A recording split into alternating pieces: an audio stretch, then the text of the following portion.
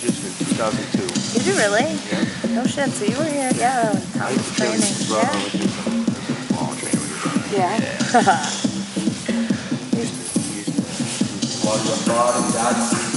No shit. That's cool.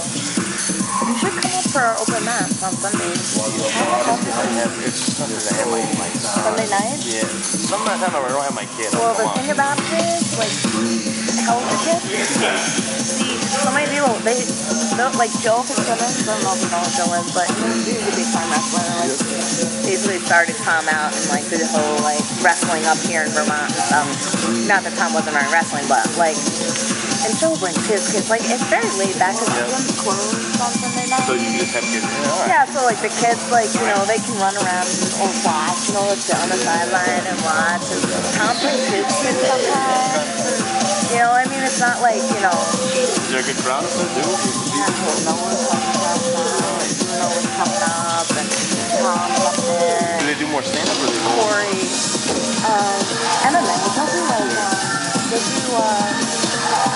they do maybe 5 rounds on their feet, and then they'll do maybe 2 or 3 rounds on the ground.